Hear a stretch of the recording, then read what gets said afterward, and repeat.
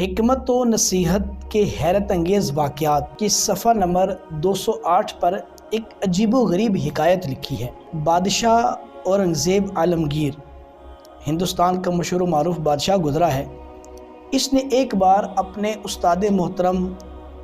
حضرت ملا جیون علیہ رحمہ درس نظامی کرنے والے جو طلبہ ہیں وہ ان کے نام سے بخوبی واقف ہیں کہ یہ کتنے بڑے استاد گزرے ہیں۔ یہ چونکہ اورنگزیب عالمگیر کے بھی استاد تھے،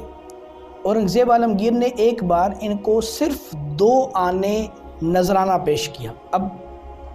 بظاہر تو بڑی حیرت انگیز بات تھی کہ اتنا بڑا بادشاہ ہے اور اپنے استاد کو صرف 2 آنے نذرانہ پیش کرتا ہے،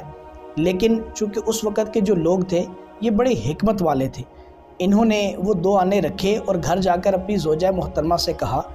کہ آج بادشاہ نے مجھے صرف 2 آنے نذرانہ دیا ہے، مجھے ایسا لگتا ہے کہ یہ بڑے برکت والے ہوں گے، لہٰذا تم ان کو سنبھال کر رکھو اور ان سے کچھ ایسا خرید لو جس سے برکت اور زیادہ بڑھ جائے۔ اب زوجہ محترمہ نے کیا کیا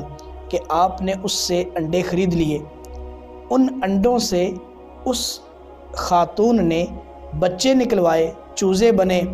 ان چوزوں میں اللہ نے اتنی برکت ڈالی کہ ان کو بیچ کر ان کی زوجہ محترمہ نے بکریاں خرید لی۔ اب کیا ہوا کہ ان بکریوں میں اللہ نے اتنی برکت ڈالی کہ وہ بکریاں بیچ کر ان کے استاد محترم ملا جیون نے بہت بڑا زمین کا ایک ٹکڑا خرید لیا۔ اب یہ بات بڑی زبان زد عام ہوئی، لوگوں تک پہنچی اور لوگوں نے کیا کہا کہ ملا جیون جو ہیں یہ لوگوں سے رشوتیں لیتے ہیں، تبھی تو اتنا بڑا جو ہے وہ زمین کا ٹکڑا خرید لیا۔ یہ بات بادشاہ اورنگزیب عالمگیر تک پہنچی، انہوں نے اپنے استاد محترم کو اپنے گھر دعوت پر بلایا اور بڑے ادب کے ساتھ پوچھا کہ محترم آپ کے پاس یہ اتنے پیسے کیسے آئے، حالانکہ آپ کی اجرت تو بڑی کم ہے اور آپ نے اتنا بڑا زمین کا ٹکڑا کیسے خرید لیا؟ اب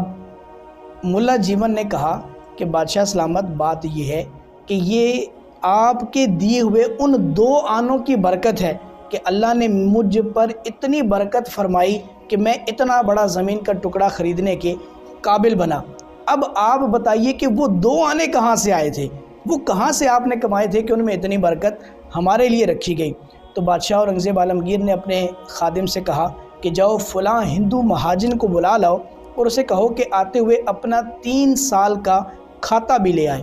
اب وہ ہندو، چونکہ ہندوؤں کی عادت ہے کہ وہ اپنے